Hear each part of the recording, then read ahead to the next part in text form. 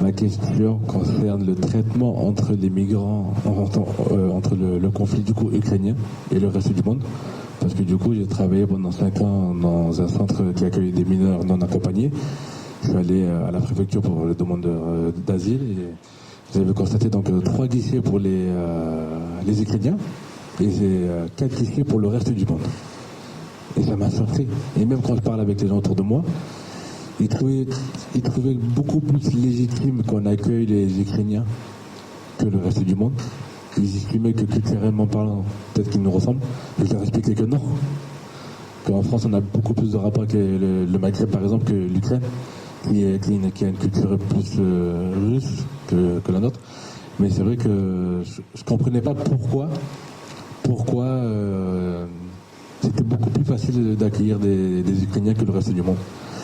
Je m'étais fait ma propre idée, mais bon. Merci pour la question. Alors c'est vrai que j'en ai pas beaucoup parlé parce que j'ai pas inclus les Ukrainiens dans la Méditerranée, mais tout peut se discuter, mais bon. Simplement, les Ukrainiens, ils ont été envahis en Europe. Donc il y a quand même un sentiment des Européens que les Ukrainiens, c'est l'Europe.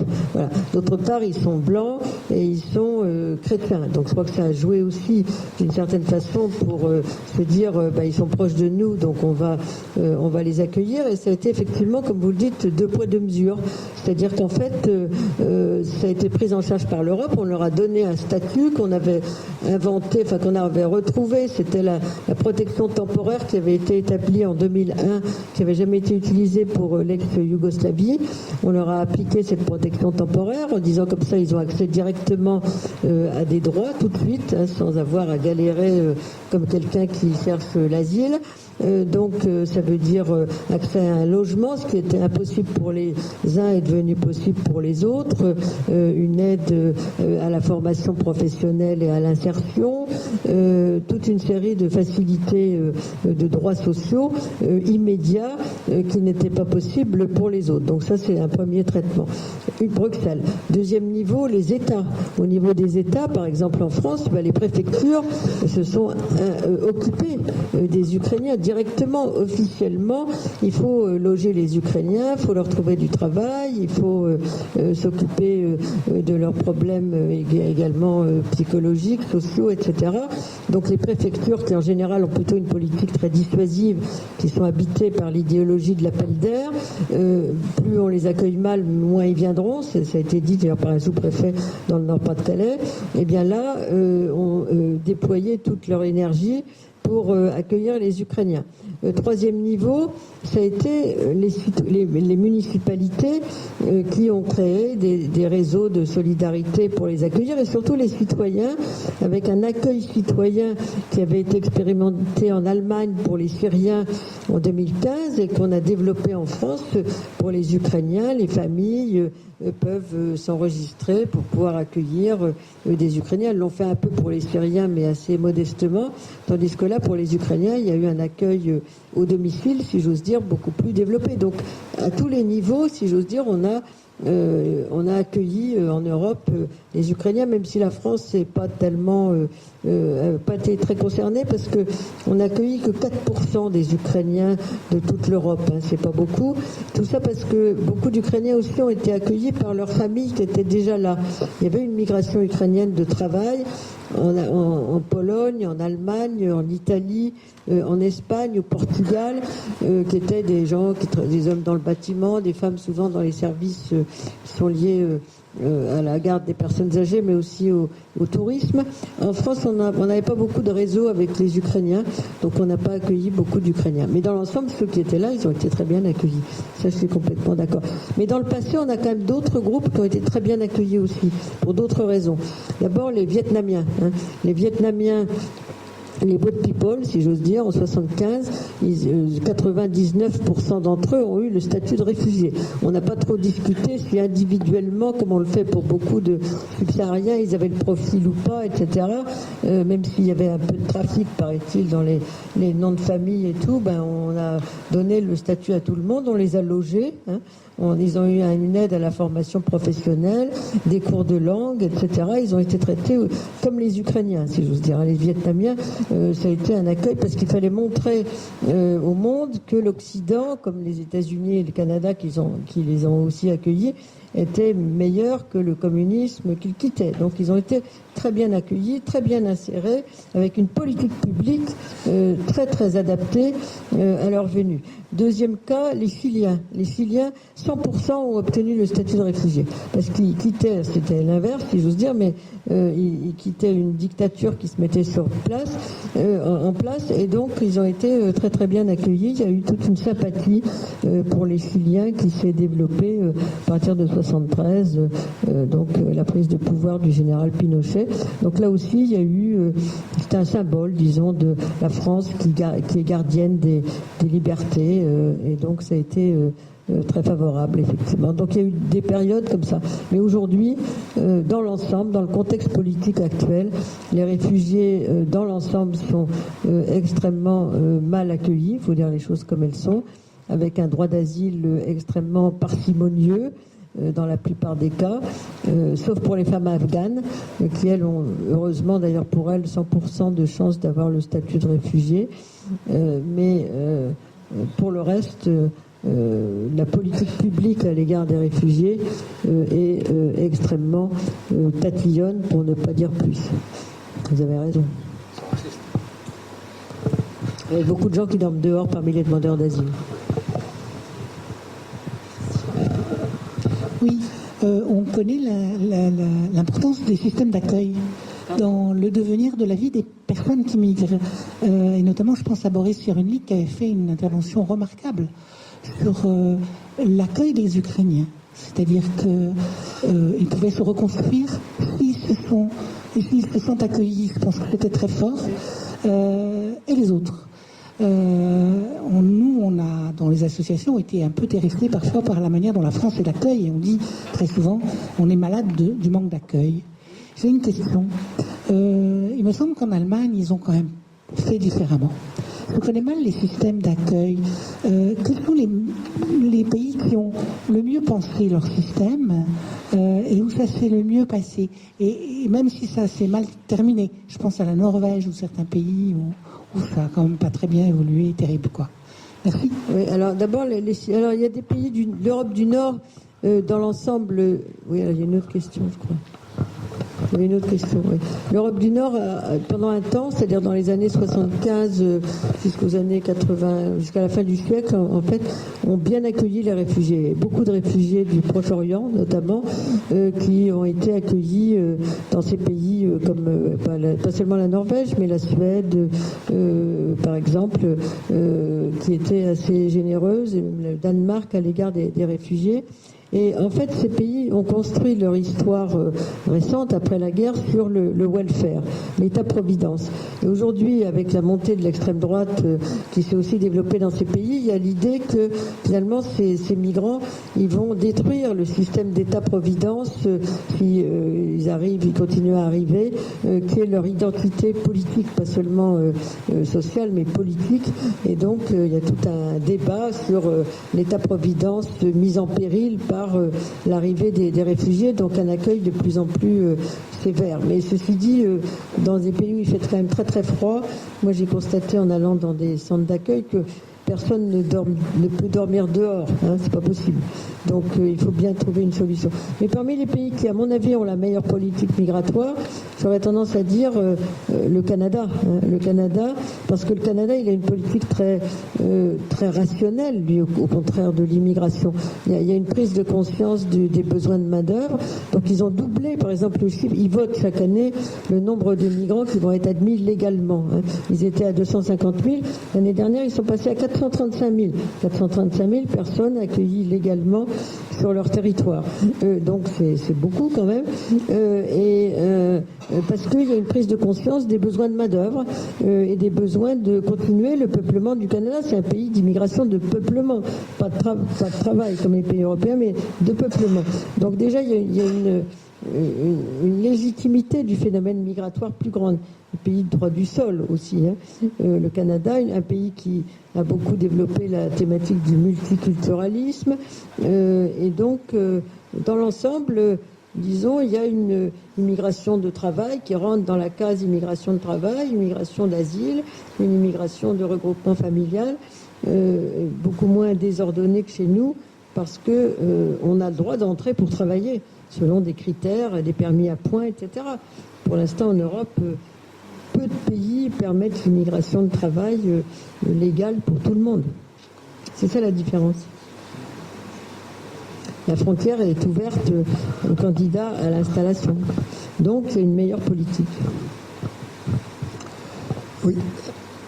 À propos des politiques migratoires, on constate quand même que de chez nous, on peut voyager assez facilement. Oui. On en avait parlé au début. Bon. Et puis c'est instauré, on a l'impression un peu partout, notamment dans les rapports nord-sud de la Méditerranée, par exemple, il y a des relents de colonialisme, des rapports de domination. Oui. Et on a l'impression que se sont instaurés ces rapports de domination, soumission. Il y a ceux qui peuvent dire parce qu'on en a besoin, simplement. Quand on en a besoin, ils viennent. Quand on n'en veut plus, ils repartent.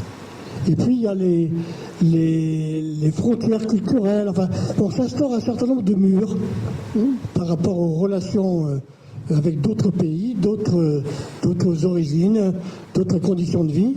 Et puis, on a l'impression que ça se bloque de plus en plus. On a l'impression que là, on se fige actuellement dans des rapports internationaux qui sont ancrés. Pour l'exemple extrême, c'est par exemple ce qui se passe aux États-Unis actuellement, hein, avec les reflux de ces gens dits sans papier qui doivent repartir. Beaucoup travaillent depuis très longtemps, de façon tout à fait correcte. Bon, mais partout, on a l'impression que la non-légitimité donne du grain à moudre à la haine. Et c'est ce qui se développe.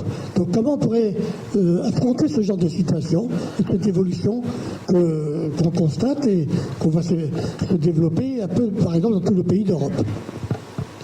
Très souvent, la construction de frontières est artificielle d'une certaine façon. Souvent, elle est dans la tête de ceux qui construisent ces frontières, parce que, comme je vous disais, en France, on est les champions des mariages mixtes en Europe. Un Français sur 4, un grand-parent ou un arrière-grand-parent étranger, etc. Et donc, il y a beaucoup de réseaux, de liens transnationaux entre la rive nord et la rive sud de la Méditerranée. Énormément, plus encore qu'avec l'Europe, beaucoup de pays d'Europe de l'Est, dont on ignore presque tout, parfois, de l'histoire, et quand ils viennent de l'Empire ottoman ou de points éloignés de l'Empire austro-hongrois.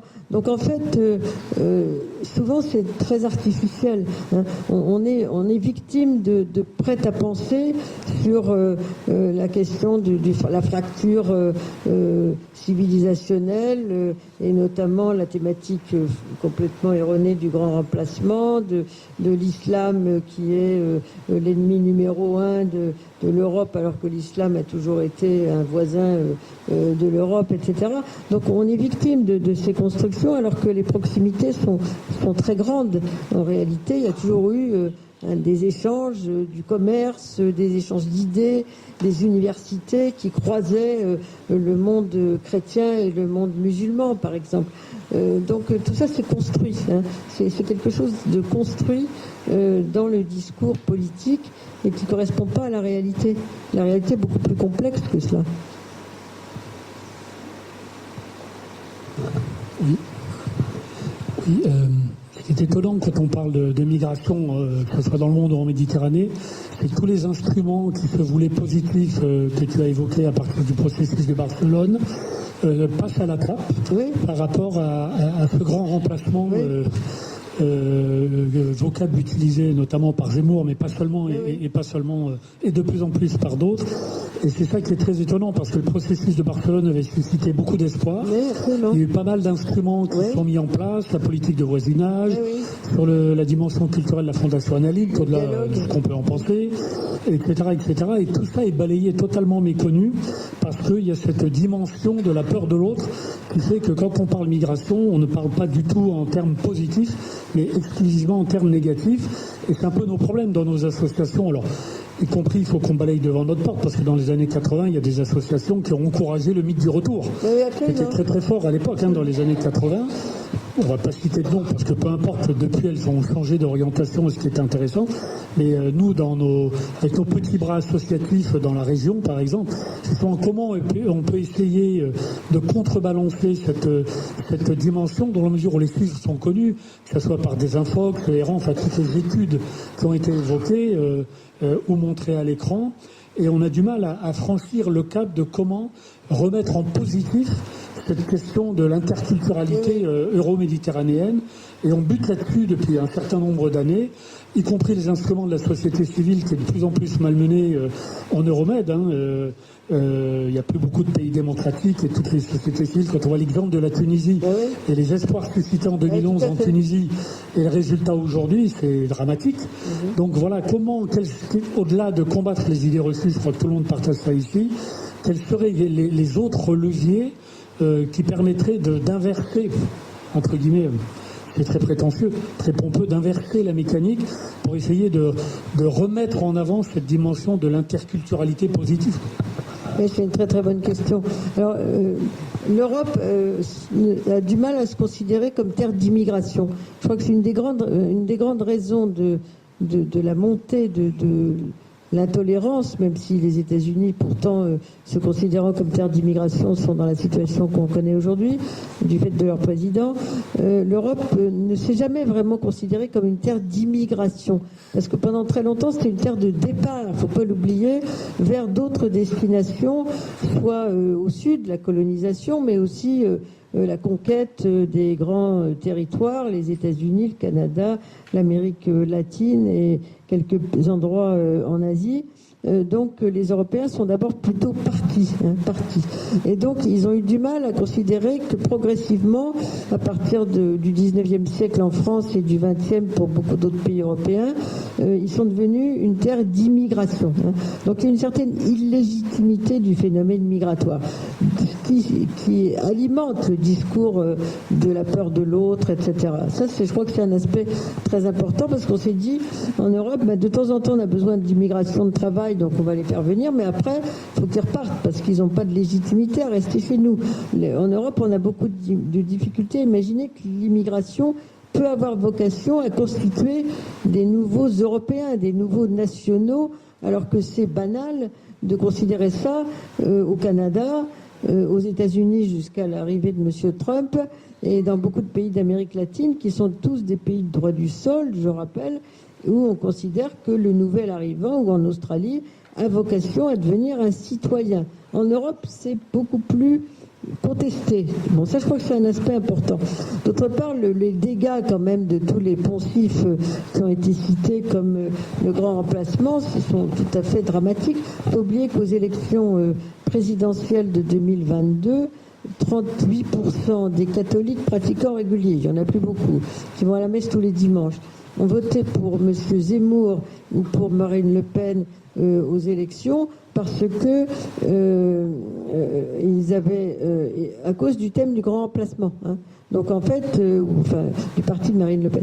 Donc en fait, ça a été très très très marquant parce que il y a la peur de la reconquête. Voilà, il faut faire grenade à l'envers, il faut les renvoyer chez eux, etc. C'est ça le thème.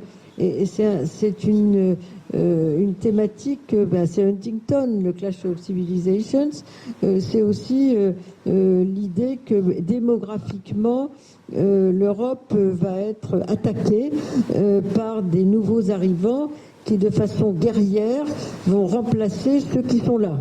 Alors bien sûr, les images télévisuelles facilitent ça. Moi, j'enseigne assez souvent en Italie. Qu'est-ce que je vois à la télévision? Les bateaux qui arrivent à Lampedusa. Alors c'est des jeunes hommes, souvent africains, qui arrivent sur la terre européenne. Donc ça suscite l'arrivée, comme sur les bateaux de l'Antiquité, des gens qui vont envahir des territoires, etc., et les conquérir. l'immigration, c'est pas la conquête, hein, c'est pas la guerre, etc. C'est des gens qui arrivent en essayant de se donner un espoir. Mais c'est vécu comme ça, hein, c'est vécu. Et il y a une sorte d'imaginaire aussi de la frontière, hein, la frontière qui va donc il faut absolument contrôler les frontières. En fait, ça sert à rien, mais ça fait rien. Contrôler les frontières pour que on soit protégé. Hein. Donc chaque fois qu'on a des arrivées de migrants, qu'est-ce qu'on fait? On augmente le budget de Frontex. C'est pour ça qu'aujourd'hui il a 900 millions d'euros de budget annuel, parce que chaque fois qu'on a eu des crises migratoires, on a augmenté le budget de Frontex. Et quand il y a une traversée de la frontière, on ferme les frontières, hein, y compris à l'intérieur de Schengen, ce qui est autorisé en cas de crise, comme on dit, et on va montrer à la télévision le ministre de l'Intérieur, le préfet de région, etc., même si ça sert à rien, pour montrer que la frontière est gardée. Hein. On va dire, rassurez-vous, la frontière est gardée parce que il y a des soldats qui sont là, parce qu'il y a le ministre de l'Intérieur, parce qu'il y a le préfet de région qui est là. On garde la frontière. Hein. Donc il y a une sorte de crispation sur alors que cette frontière, elle est traversée tout le temps. On a des gens qui vivent de la frontière, des frontaliers. On a des touristes qui traversent tout le temps la frontière. On a une économie frontalière florissante avec tous les camions qui les traversent en permanence, etc. Mais il faut maintenir ces mythes-là, hein, parce que ça rassure les gens. Hein. Les gens, ils sont inquiets. Ils sont inquiets de la mondialisation. Ils sont inquiets de l'Europe. Ils croient que le multiculturalisme est un complot de gens comme vous et moi qui veulent absolument l'imposer au monde entier, etc. et qui veulent leur imposer de la migration. C'est ça l'idée de certains. Donc je pense qu'il faut combattre tout ça et surtout reprendre des chiffres. En Europe, l'immigration, c'est 10% de la population, la moyenne européenne, hein, de la population européenne. Comment voulez-vous que 10%, ce que dit Hervé Lebras, qui a fait un livre qui a eu un prix à la Sorbonne, qui s'appelle « Il n'y a pas de grand remplacement », comment voulez-vous que 10% de la population, qui sont partis surtout des plus pauvres, très souvent, même si c'est eux, c'était pas les plus pauvres, viennent remplacer la population européenne dans 300 ans peut-être, mais au point de vue mathématique, c'est un discours qui ne tient absolument pas. Hein. Donc en France, d'ailleurs, on est à peu près dans la moyenne européenne. On a un peu plus de 10%, à peine plus de 10%. Donc en réalité, et on voit que le pays qui se porte le mieux économiquement en Europe, l'Allemagne, a 13% d'immigrés, et que c'est le pays qui de loin accueillit le plus. Donc tout ça, ça montre l'ineptie, si j'ose dire, de ce genre de raisonnement. Mais ça a un succès parce qu'effectivement, ça suggère des idées d'autrefois. L'envahissement par les Turcs, hein, la bataille de Lépante, etc. Les gens de l'extérieur vont nous envahir. Donc c'est les Turcs, les Sarrasins, ils sont arrivés presque aux abords de Vienne, ils sont arrivés à Malte, il y a des chevaliers qui les ont repoussés, etc. Donc il faut s'armer contre ces migrants. C'est un thème historique qui a beaucoup de succès dans certains milieux, ça c'est clair. Ma question, c'était le taux d'immigrés dans un pays, est-ce que il peut susciter des réactions, là vous venez d'en parler un peu, des réactions fortes de gens qui sont contre la migration. Est-ce que ce taux d'acceptabilité, plus ou moins, est le même dans tous les pays? Vous venez de dire qu'en Allemagne, on est à 16-17%. En France, on est à plus de 10% en France. On est à 11-12%. Est-ce qu'en Autriche, on est à 17%? Non, il n'y a pas de seuil de tolérance. Les pays européens qui ont le plus d'immigration, c'est la Suisse et le Luxembourg. Ce pas des pays ils ont 40% d'étrangers. Comme les gens sont utiles au marché du travail, ça fonctionne bien d'une certaine façon.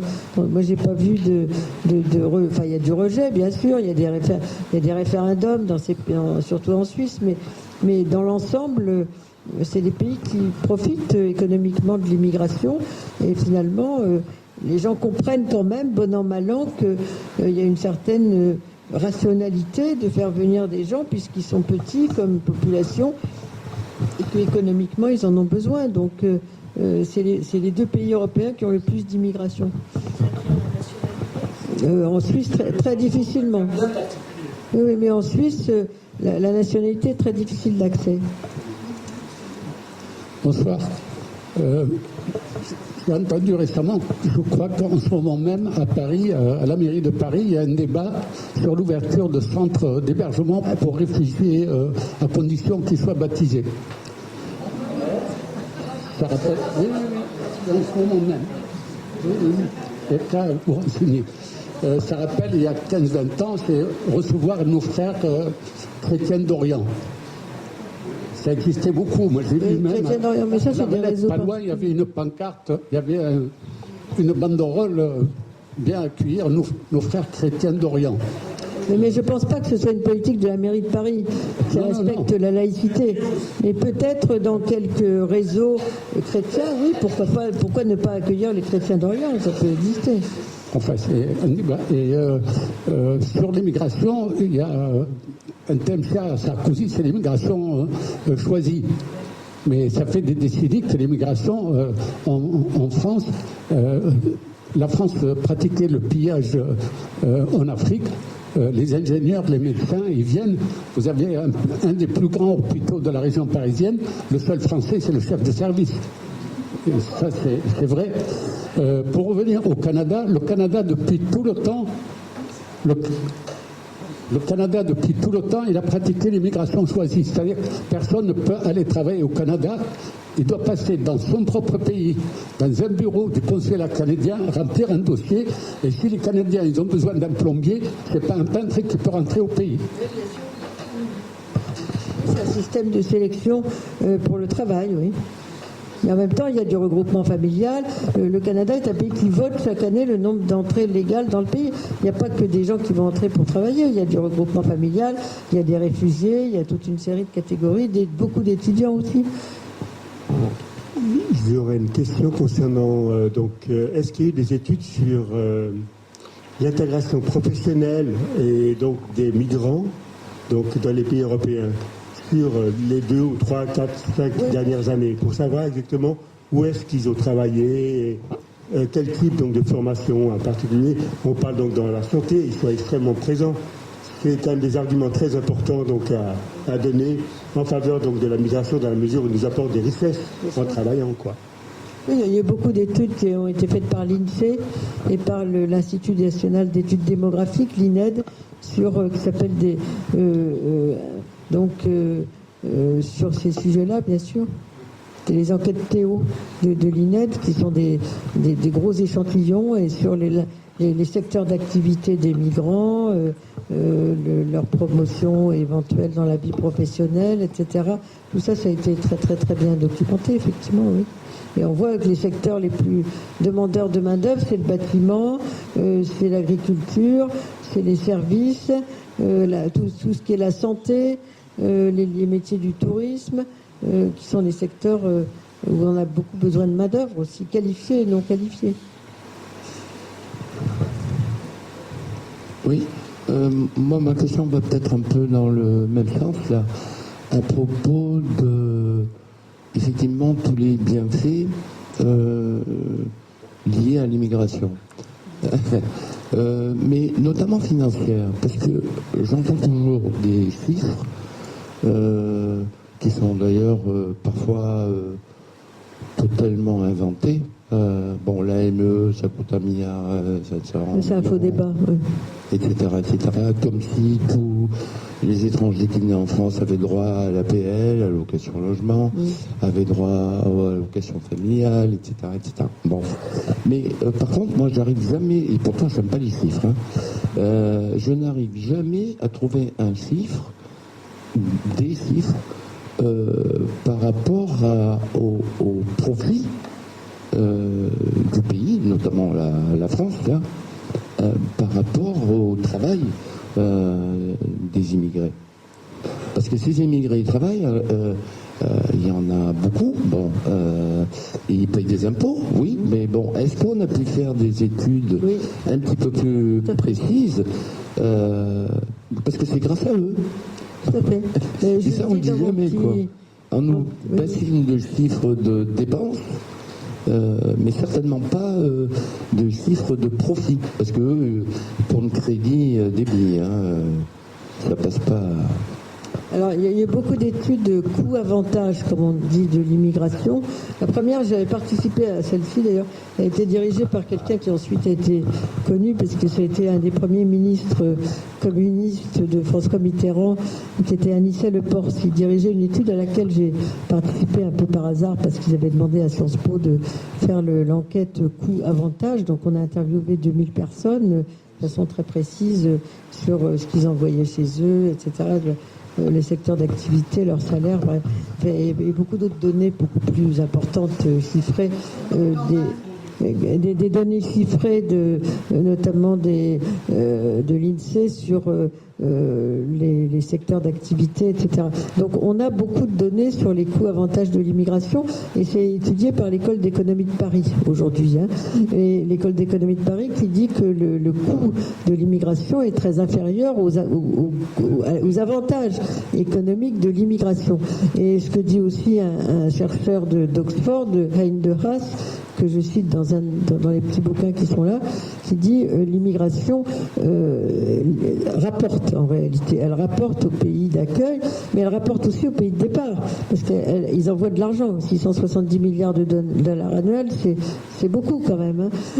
Donc l'immigration, c'est l'idée des processus de gouvernance, comme on dit, de la migration, comme le processus de Marrakech, que de faire du gagnant-gagnant-gagnant. Faire de l'immigration un bien public mondial. Là, on est à l'inverse du discours en politique ambiant, mais l'immigration, c'est quelque chose de positif dans l'ensemble. Positif, hein.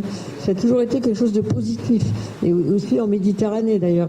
Et donc, la migration rapporte plus qu'elle ne coûte, ça c'est montré, calculé, etc., avec des chiffres, et ça rapporte aux migrants, aux pays de départ, aux pays d'accueil, et souvent ça fait tourner toute une série de régions qui, sinon des régions de départ, qui seraient extrêmement gênées s'il n'y avait plus de transfert de fonds. Donc les pays du sud, de la rive sud de la Méditerranée, sont devant une contradiction essentielle, parce qu'on leur demande d'empêcher les départs. En même temps, eux, les départs, c'est une partie importante de leurs ressources en devises. Les transferts de fonds, c'est 18% des ressources en devises du Maroc, par exemple. Donc le Maroc, s'il interdisait à tout le monde de partir, s'il était hyper efficace, il n'aurait plus de devises envoyées par les migrants qui renvoient de l'argent chez eux, par exemple. Ça, c'est une contradiction essentielle. Donc on leur dit gardez les gens chez vous, mais eux, ils vivent aussi des transferts de fonds. Donc là, et souvent ils acceptent à la fois en disant les politiques de retour, c'est pas tellement le Maroc, mais plutôt des pays subsahariens, parce que ça leur fait un peu d'argent. On leur dit on va vous faire une politique de développement si vous acceptez des retours, etc. Donc ils vont accepter l'argent des retours, mais il n'y en a pas beaucoup. Ensuite, ils ont les transferts de fonds. Il y a des pays qui reçoivent beaucoup de transferts de fonds compte tenu de la situation pauvre de leurs migrants, comme le Mali, par exemple. Et puis, en même temps, on leur dit, mais aussi, vous, il faut que vous contrôliez vos frontières, etc. Donc ça, c'est totalement contradictoire. Ainsi que accepter les accords de reconduction. Dans l'ensemble, les pays de départ font un petit peu, la sourde oreille pour accepter ces reconductions. Mais ils ont compris, beaucoup de pays de pourtour méditerranéen sud ont compris que ils avaient une stratégie de diplomatie migratoire à mener à travers leur situation, c'est-à-dire même leur position géographique. Un pays comme le Maroc, comme la Turquie, sont dans des points géographiques clés du passage à travers la Méditerranée, et donc ils essayent d'en tirer des avantages pour signer des accords. La Turquie a accepté 6 milliards d'euros pour garder les Syriens sur son territoire. Il y a toute une série d'accords qui sont signés, et ils deviennent aujourd'hui des acteurs incontournables de la diplomatie des migrations dans la région, et à l'échelle mondiale aussi d'ailleurs. Est-ce qu'il y a une volonté du coup des États de freiner, parce que les savants aujourd'hui ont beaucoup étudié sur la question des migrations. Au début, c'est vrai qu'on avait dit que le niveau des moyens, le moyen de communication aujourd'hui ne rivalise pas du tout avec celui de l'extrême droite, par exemple. Et c'est vrai qu'aujourd'hui, on parle beaucoup des méfaits vraiment de toute l'immigration. Et je me dis, mais comment ça se fait qu'avec tous les moyens techniques qu'on a, toutes les informations qu'on a, on pourrait vraiment expliquer facilement au peuple qu'il y a beaucoup plus de bienfaits que de méfaits. Et pour autant, on allume la télé, c'est non, ça va pas, non, ça va pas, non, ça va pas.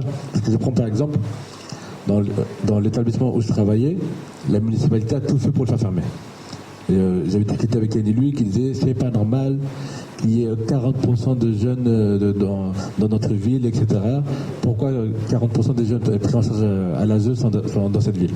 Du coup, moi, j'ai expliqué à cet élu, si vous dites 40%, en effet, les gens ils vont avoir peur. Mais quelle est la réalité? Les chiffres sont tels. Et du coup, ça montre que c'est pas si important que ça. C'était 120 jeunes sur une ville de 60 000 habitants.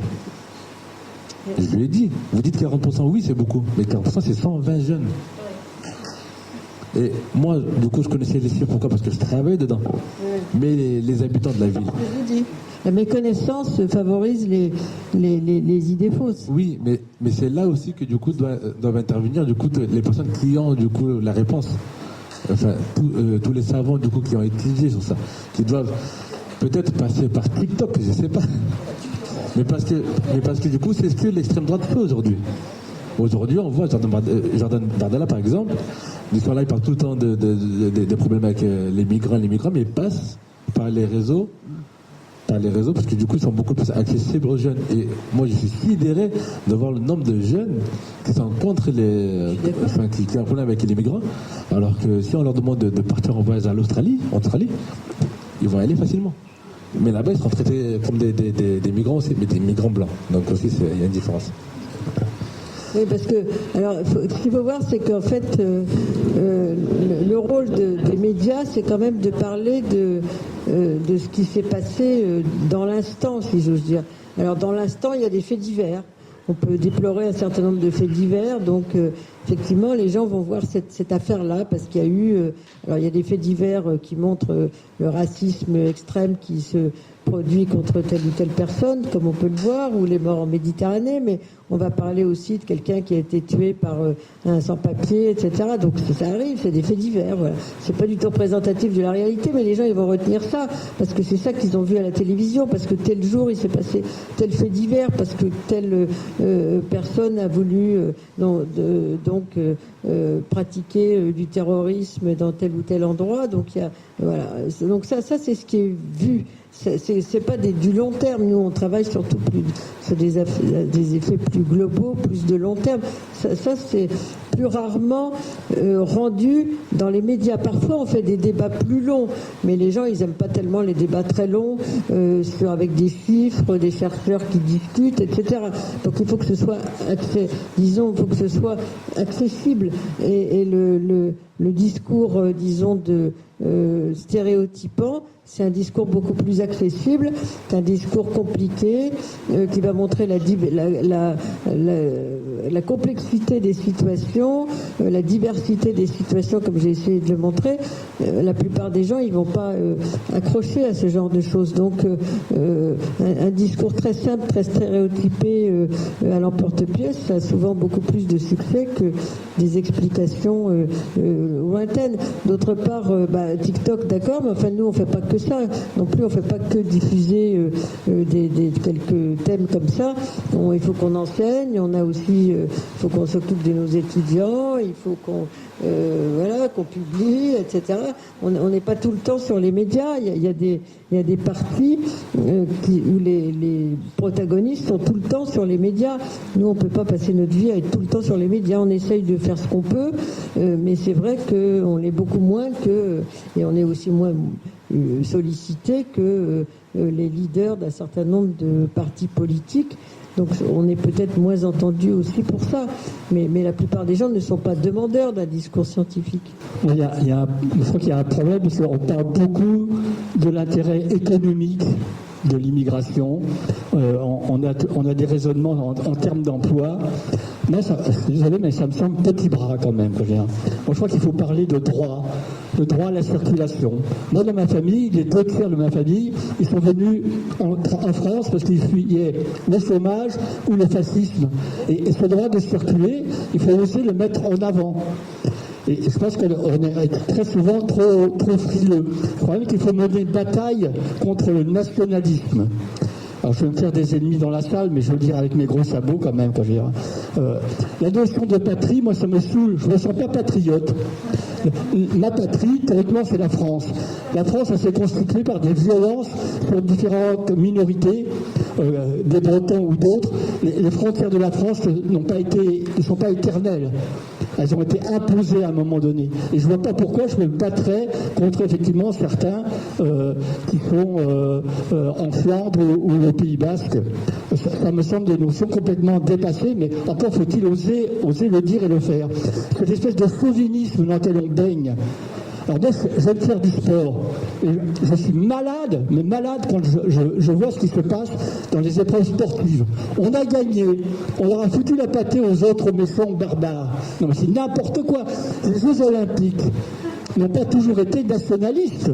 Pendant très longtemps, les Jeux Olympiques, c'était des équipes de sportifs qui ne recouvraient pas une nation. C'était pas des batailles entre nations. Et le sport s'en trouvait aussi bien. Non, s'en trouvait mieux. Quand je vois aujourd'hui, je sais pas, mais il y a des concours de chansons. Pourvu que ce soit notre chanteuse nationale qui gagne. Mais qu'est-ce qu'on en a à cirer? Enfin, je veux dire, ça me semble à pleurer. Non. Non, mais à un moment donné, il faut oser le dire. Moi, je me souviens quand il y a quelques années, la France est les championnes du monde de foot. Il y a eu tout un tas d'histoires parce qu'effectivement des Maghrébins portaient le drapeau français, d'autres à cette époque-là on portait le drapeau algérien. Mais même des supporters tombent dans ce panneau et cette culture du nationalisme, du chauvinisme, fait qu'à un moment donné, effectivement, mon voisin, je vais le haïr. Il va m'envahir, il va manger mon pain et prendre ma femme et tout. Enfin, si tu me fais ça, Philippe, ça va pas dire. Et je voudrais quand même rappeler que jusqu'au début du XXe siècle, il y avait des gens qui défendaient un truc, ça s'appelait l'internationalisme ouvrier. C'est des gros mots, on n'en parle plus, mais travailleurs de tous les pays, unissez-vous. Ça me semble toujours d'une actualité brûlante, y compris des travailleurs qui viennent du Niger ou qui viennent d'ailleurs. Effectivement, on a intérêt à être unis, voir les dockers de Marseille en ce moment. Moi, en plus, je suis écologiste. Et si l'écologie ne nous convainc pas qu'on est tous citoyens du monde, parce qu'effectivement les pollutions, le pillage des mers dont on parle en ce moment, ça touche tous les pays du monde, à un moment donné, il faut arrêter de ce nationalisme, ce chauvinisme, il faut dire oui, les gens ont le droit de circuler. Ah oui, ça va peut-être créer des problèmes. Mais enfin, en gros, quand même, tout à l'heure tu le disais, l'Europe a été longtemps un territoire d'où on est parti. Il y a quand même eu en Europe pendant des siècles de grandes migrations en interne, de même qu'aujourd'hui, la plupart des migrations, elles ont lieu au Moyen-Orient, mais au sein du Moyen-Orient. En Afrique, elles ont d'abord lieu au sein de l'Afrique. Les gens ne se déplacent pas pour nous, comment disait l'autre, pour le grand envahissement, là, le grand remplacement. Donc, à mon avis, il faut oser défendre des valeurs qui sont peut-être des valeurs de vieux schtroumpfs comme moi, mais à mon avis, il n'y a que comme ça qu'on s'en sortira. Il y a quand même un truc qui est sympa, c'est le travail qu'on peut faire dans les écoles. Ça, on l'a fait à un moment donné avec la CIMAD, avec une exposition qui avait été très critiquée par certains profs parce qu'on avait été trop critique par rapport à l'État français. Et je peux dire qu'il y a eu des retours là-dessus qui m'ont scotché. Elle était très très bien faite, cette exposition. Et en plus, on avait fait un boulot avec les jeunes, mais on s'était régalés. On peut recommencer ça, je crois que vous êtes en train de travailler là-dessus, Roland, n'est-ce pas? Donc je pense que si on est plus nombreux à travailler dans ce groupe, où il y a Roland qui est là, on arrivera peut-être à mieux travailler avec les écoles. Et ça me paraît extrêmement important de se rapprocher des enfants et des professeurs. Et moi, je suis partante. Dès que je peux remarquer, parce que j'ai eu des soucis avec les genoux, mais dès que je peux remarquer en septembre, là, je viens jouer avec vous, avec plaisir. J'espère qu'on sera nombreux, parce que c'est vrai que les enfants, c'est un public génial. Et si on travaille sur des témoignages et pas des interventions magistrales, c'est un peu une condition que je mets moi quand même, parce que j'ai pas envie de leur raconter des histoires aux enfants. J'ai envie qu'on leur raconte des histoires, pas nous, mais les migrants, les gens qui ont l'expérience, ou qu'on les fasse travailler sur des petites fenêtres ou des choses comme ça. C'est très très actif et très vivant et ça sert vraiment à quelque chose. Il y a un deuxième moyen de faire avancer les choses, c'est l'expérience de la solidarité. Dans les quartiers, dans les villes, dans nos villages, l'expérience de la solidarité, c'est redoutable. C'est pour ça que nos associations ici présentes ce soir, elles sont essentielles et qu'il ne faut pas lâcher le morceau là. Enfin, en tout cas, moi, il y a des associations dans lesquelles j'étais avant qui me manquent et je pense qu'en septembre, je recommencerai à être un peu plus active. Oui, ce qui me semblerait utile, c'est d'organiser des fêtes multiculturelles, justement, qui réunissent donc enfants et adultes pour faire la fête ensemble et mieux se connaître, et donc ça irait tout de suite contre certains mythes qu'on essaye de nous imposer. Par la fête et par donc la connaissance. Justement, sur ce point, nous avons eu... c'était mon tour ou pas? Non. On avait eu l'expérience quand même de lieux d'accueil. Je pense à Pierrefeu, je pense à Tourves, réfugiés syriens, érythréens, afghans. Et bien entendu, sous l'impulsion du RN et des maires de ces communes avaient mobilisé la population contre la venue de ces migrants, en présentant les migrants qui allaient violer les petites filles, enfin le truc le plus extrême. La préfecture avait fait un travail de rencontre, mais bon, qui expliquait, c'était il y avait la gendarmerie qui venait pour bien montrer qu'ils resteraient bien calfeutrés dans leur coin et que la gendarmerie ferait son travail. L'expérience a prouvé, heureusement, là aussi, il y a eu des collectifs qui se sont organisés à Pierrefeu, à Tourves. Le résultat est que, cette débauche de rejet qui a été créée au début, on l'a au fur et à mesure plus entendu, et se sont créés entre les collectifs qui organisaient les cadeaux pour les gamins, la convivialité dont tu parlais, les cours d'alphabétisation. Des relations se sont créées qui continuent encore. Il y a des gens de Pierrefeu qui sont encore en contact avec les réfugiés qui sont passés à Pierrefeu. Pire, au meilleur même, sur Tourves, les Érythréens qui étaient reçus, le Noël d'après faisait la crèche à l'église. Donc c'est ces liens aussi de solidarité qui se sont exprimés dans ces moments.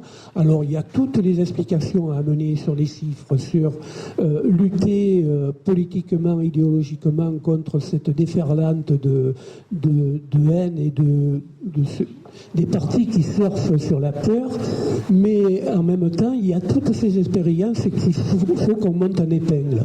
Parce que quand le contact y est, quand on reçoit les gens, quel que soit, quand on reçoit un humain à un endroit, c'est riche pour tout le monde. Moi, je suis d'accord avec vous. Moi, je pense que aussi bien des expériences d'éducation très tôt que des expériences de rencontre, c'est la seule façon de lutter contre la plupart des stéréotypes. Ça, j'en suis complètement convaincue. Alors j'en profite pour dire 2 mots pour l'association Welcome Var. On accueille actuellement 40 jeunes femmes et jeunes hommes, et avec le mois de juillet et août, le nombre de places va se restreindre et on a 10 personnes qu'on va remettre dans la rue. Alors s'il y en a qui veulent faire de la solidarité pour quelques semaines en juillet et août, n'hésitez pas à me le dire. Merci.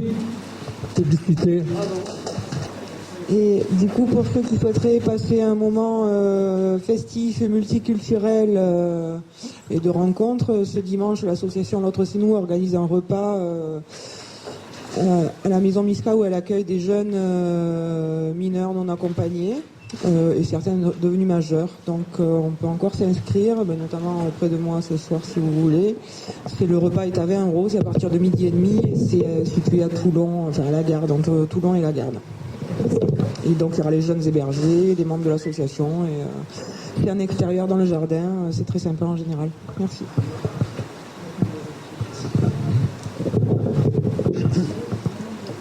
Je pourrais signaler aussi le concert de la Codex demain, la coordination contre l'extrême droite, concert, présentation, petit débat et surtout concert de la Codex, donc coordination contre l'extrême droite, salle Méditerranée, je crois que c'est à 18h. 19h30, merci. Comme tous les mois, il y aura un cercle de silence contre les centres de rétention, contre le traitement les mauvais traitements faits aux migrants.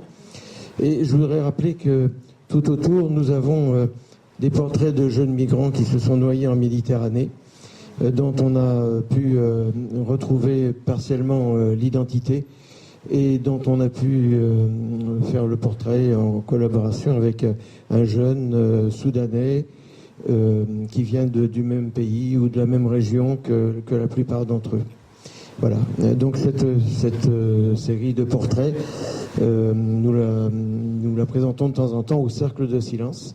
Le prochain Cercle de Silence, ce sera donc vendredi 27, toujours le 4e vendredi du mois, toute l'année, sauf en décembre. Merci.